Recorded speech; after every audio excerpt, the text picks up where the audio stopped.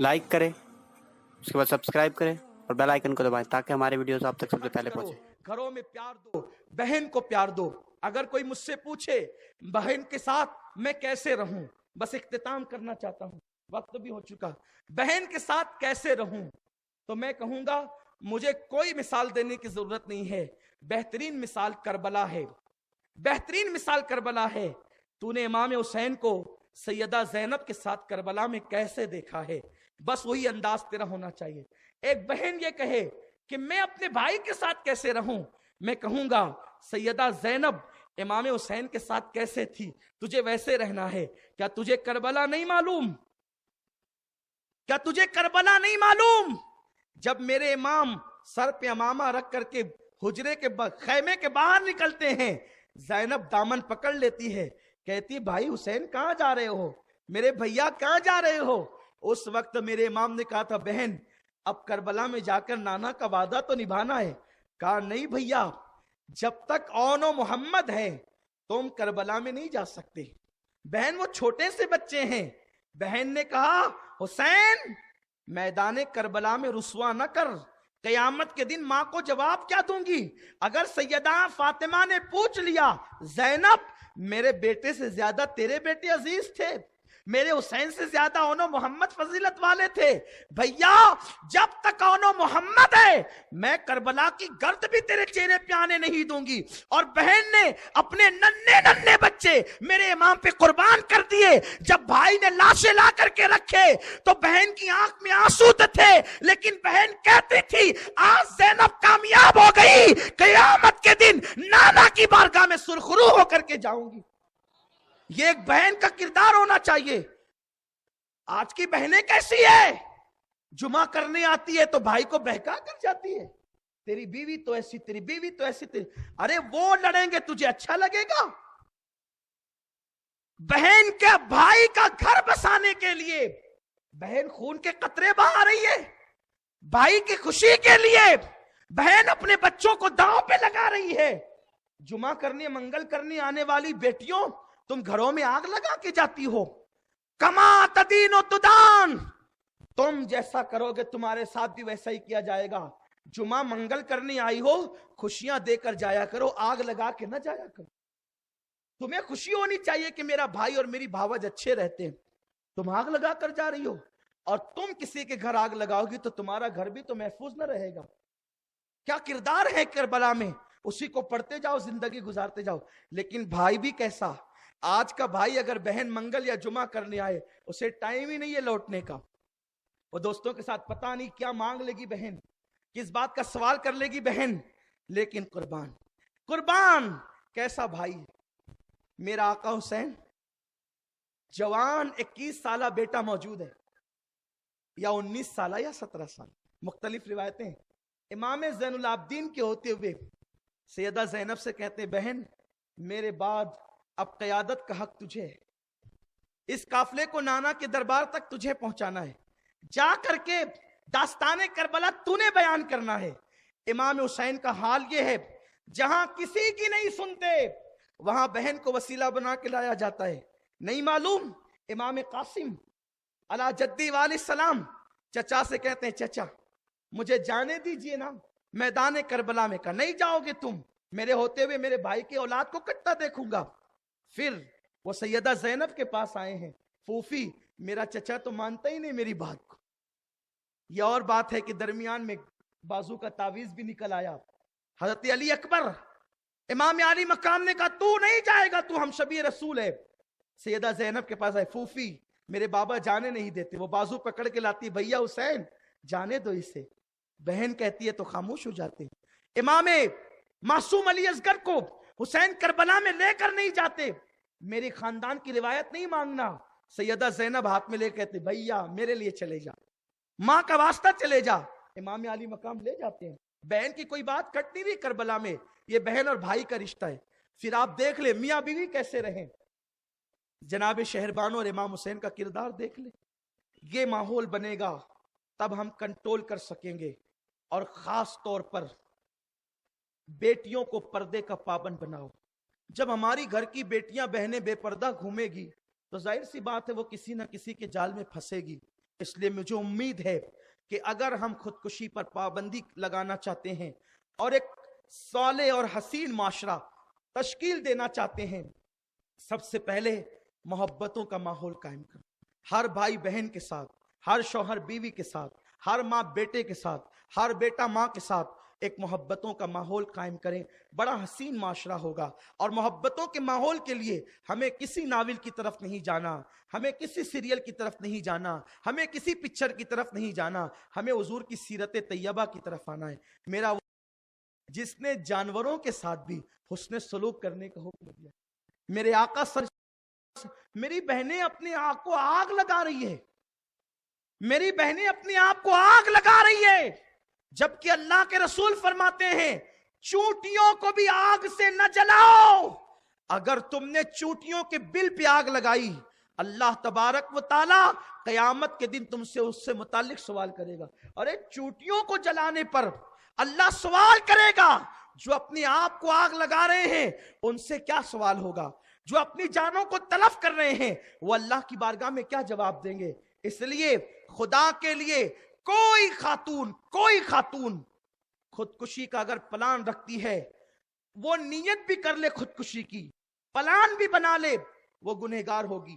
اس لیے وہ سچے دل سے توبہ کریں۔ انشاءاللہ صبر کے ساتھ میری بہنیں جیے، فاقہ کشی کی نوبت آئے صبر سے جیو۔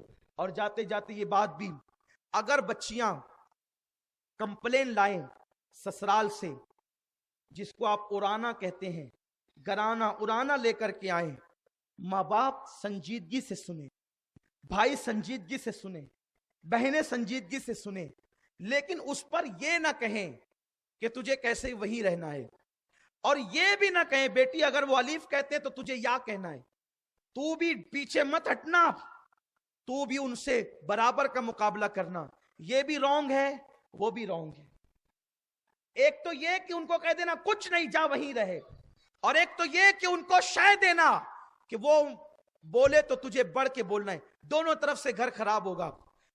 طریقہ یہ ہے سنجیدگی سے سنو، اور سننے کے بعد ماں باپ بھائی بہن اپنی بہن کو، اپنی بیٹی کو، گھر کی آنے والی وہ کمپلین لانے والی کو بزرگوں کی داستان سنائے، اولیاء اللہ کی، سرکار صلی اللہ علیہ وسلم کی یہ داستان سنائے، اور کہے کہ بیٹی جب اپنے بزرگوں نے اس طریقے سے زندگی گزاری ہے تو ہم بھی اس طریقے سے زندگی گزار سکتے ہیں، اور اسے دین سے قریب کرنے کی کوشش کرے، اسے مذہب سے قریب کرنے کی کوشش کرے۔ دیکھو حضرت بیٹھ جاؤ بھیا، اے بھاؤ اللہ تمہیں جزائے کرے، بیٹھ جاؤ بیٹھ جاؤ۔ حضرت رابعہ بصری کی جو ولادت ہونے والی تھی، رابعہ کا نام رابعہ اس لیے تھا کہ وہ اپنے باپ کی چوتھی بیٹی تھی، رابعہ اسی لیے ان کا نام رابعہ رکھا گیا، وہ چوتھی بیٹی تھی۔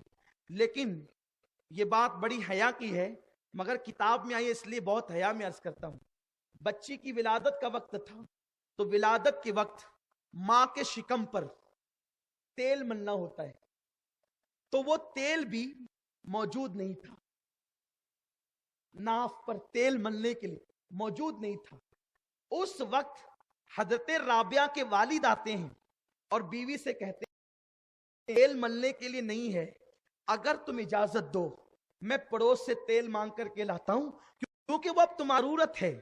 تو اس وقت حضرت رابعہ بصری کی ماں نے کہا تھا، اگر یہ بات بتانا نہیں ہوتی تو کبھی میں اس کا ذکر نہیں کرتا، میری عادت نہیں۔ رابعہ بصری کی ماں نے کہا تھا، میرے شوہر مجھے اللہ کی ذات سے امید ہے بغیر تیل کے بھی بچے کی ولادت ہو سکتی ہے، اگر تم پڑوس میں تیل مانگنے جاؤ گے، اگر اللہ ناراض ہو گیا تو ہم کیا کریں گے؟ اللہ یہ نہ فرمائے کہ میرا در چھوڑ کر تیل مانگنے کسی کے در پہ پہنچ گئے، اللہ ناراض ہو گیا تو کیا کریں گے؟ سوچو کل کی عورتوں کی فکر کیا تھی، ہر تکلیف اٹھا لیں گے لیکن کسی کے گھر مانگنے نہیں جائیں گے۔ اللہ اکبر! اللہ کو رابعہ کی ماں کی یہ ادا اتنی پسند آئی، حضور نے ایسا کرم فرمایا کہ حضور سید عالم رابعہ کے باپ کے خواب میں آئے اور فرمایا، او بچے کے باپ، جا کر کے بادشاہ وقت سے کہنا کہ حضور نے حکم دیا ہے کہ وہ تجھے 400 درہم عطا کریں، انہوں نے کہا حضور آپ کا حکم ہے میں تو جاؤں گا کیونکہ مانگنا ہمیں پسند نہیں ہے لیکن میں جاؤں گا. آقا وہ کہے گا حضور نے حکم دیا ہے ثبوت کیا ہے؟ تو آقا کہتے جا کے بس اتنا کہنا کہ ہر رات وہ مجھ پہ 1000 مرتبہ درود پڑھتا تھا, آج کی رات اس نے درود نہیں پڑھا ہے, میں منتظر تھا اس کے درود کی سوگات کا. اللہ اکبر, بس یہ کہہ دینا وہ تجھے دے دے گا. گئے ہیں اور جا کے کہا کہ حضور نے مجھ سے فرمایا کہ تم میری مدد کرو اور 400 درہم دو. مختلف واقعات آتے ہیں 400 درہم دو. بادشاہ نے کہا کہ حضور نے کہا اس کا ثبوت کیا ہے؟ ہر دن تم حضور پہ 1000 مرتبہ درود پڑھتے تھے, آج تم نہیں پڑھے, بھول گئے. حضور علیہ السلام نے یہ نشانی مقرر کی ہے. وہ بادشاہ تو لرز گیا اور اس نے کہا یہ 400 جو ہے وہ حضور کے کہنے پر 400 میری طرف سے, اور تم نے احسان کیا کہ تم آقا کا پیغام لائے, یہ 400 مزید یہ لے جاؤ اور جب ضرورت پڑے تب آ جانا, ہم تمہاری مدد کریں گے. غور کریں, ہماری حاجتوں پر ہماری نظر بعد میں جاتی ہے, اللہ اس کے رسول کی نگاہ ہماری حاجتوں پہ پہلے موجود ہے. لیکن کوئی اس انداز سے زندگی تو گزارے. عورتوں کا حال یہ ہے, وقت ملے گا ٹی وی کھول کر بیٹھ جائیں گے, اسی میں مبتلا رہیں گے. اور لوگ تو اب گھر میں کھانے کو نہیں رہے گا چلے گا, لیکن کیبل ضرور رہنا چاہیے, ٹی ویاں ضرور رہنا چاہیے. گورنمنٹ کی کالونیوں میں زندگی گزار رہے, غربت کا حال یہ ہے, لیکن سب کے گھروں میں ڈش لگا ہوا ہے. کیا ہے؟ بیٹیاں یہ سب دیکھ کر کے بگڑ رہی ہے. اور یہی آج مالیگاؤں شہر کی رپورٹیں انقلاب, اردو ٹائم, صحافت, سہارا میں چھپ رہی ہے. کیا نام لے رہے ہوں گے لوگ؟ گنبد و مینار کا شہر ہے, علماء کا شہر ہے. کچھ محلے مالیگاؤں کے ایسے کہ ہر گھر میں حافظ ہیں, محلہ محلہ عالم ہیں, اور ان کی بیٹیوں کا حال یہ ہے, بیٹیاں 6 مہینے کے بچے چھوڑ کے زہر پی رہی ہے, کنواری بچیاں پھانسی لگا رہی ہے. یہ صورتحال ہے. سوچو دنیا کے سامنے بھی تم جواب دہ ہو اور اللہ کی بارگاہ میں بھی. اب ہمیں ایک تحریک چلانا ہوگی. تحریک یہ, ہم دیندار بنیں گے اور دیندار بنائیں گے, اور اسی تحریک کا نام ہے سنی دعوت اسلامی. ہر جوان اپنی بہن کے ساتھ خود جڑے. سنی دعوت اسلامی کا عورتوں کا حلقہ بھی ہے, شعبہ خواتین بھی ہے.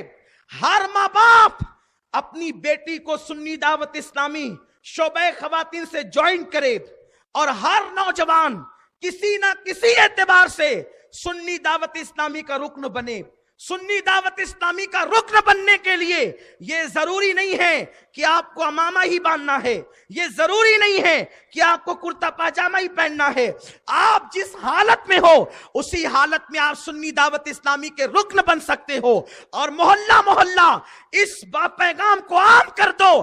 ہر محلے میں سنی دعوت اسلامی کا گروپ ہوگا, SDI گروپ ہوگا, اور ہر جوان ہر اعتبار سے جڑے گا. جہاں کہیں اجتماع ہو قافلے کی شکل میں پہنچو, عورتیں وفد کی شکل میں پہنچے اور حضور کا پیغام خود سنو, اپنی زندگی میں انقلاب پیدا کرو. الحمدللہ تحدیث نعمت کے لیے کہتا ہوں, جتانے کے لیے نہیں, بتانے کے لیے نہیں, شکر کے طور پہ کہتا ہوں. ہاں آپ ہی کی یہ تحریک سنی دعوت اسلامی ہے کہ جس کے بیانات کو سن کر کے ان لڑکیوں نے توبہ کی ہے جو لڑکیاں لڑکوں کے ساتھ بائک پر گھومتی تھی. آج ان لڑکیوں کی کیفیت یہ ہے کہ ان کا ناخن کوئی نہیں دیکھتا. الحمدللہ اسی تحریک کا پیغام سن کر کے میرے غوث کی خیرات ہے. محرم شریف کے بیانات میں بے شمار جوان ایسے ہیں جنہوں نے کردار حسین سن کر اپنے چہروں پہ داڑیاں سجائی ہے, نماز کے پابند بنے ہیں. ہاں ایسی بھی لڑکیاں ہیں کہ جو ڈانڈیا کھیلنے یا دیکھنے جاتی تھی, تحریک کا فیضان ہے, آج وہ لڑکیاں ہمیشہ باوضو رہتی ہے. یہ انقلاب آیا ہے. اس لیے چند نوجوان اگر اکٹھا ہو جائیں تو یہ دینی تحریک لوگوں کے ذہن میں بس سکتی ہے. اگر پورا شہر سنی دعوت اسلامی کے ساتھ ہو جائے, ہر جوان جڑ جائے, زیادہ ذمہ داری نہیں دیتا, بس ایک ذمہ داری دیتا ہوں کہ جہاں کہیں پیغام ہو, سنی دعوت اسلامی کا اجتماع ہو, وہاں اپنے دوستوں کے ساتھ آئیے. محنت कीजिए, पूरे मोहल्ले में बोर्ड लगाइए और नौजवानों को लाइए. इंशाअल्लाह सुन सुनकर ईमान भी बच रहा है, अकीदा भी बच रहा है, अमल का जज्बा भी पैदा हो रहा है. अगर आपने सिर्फ 5 साल शहर के हर जवान ने सुन्नी दावत इस्लामी के इज्तिमा को कामयाब किया, आते रहे लाते रहे, हर हफ्ता मरकज पे आते रहे, 5 साल में इंशाअल्लाह इस शहर का नक्शा बदलेगा. और मैं अल्लाह रसूल की जात से उम्मीद करता हूं पंजतन पाक के 5 साल की निस्बत से वो इनकलाब आएगा कि लोगों को देख करके मदनी माशरा याद आएगा, मदीने मुनव्वरा की तहजीब याद आएगी. उम्मीद करता हूं इंशाअल्लाह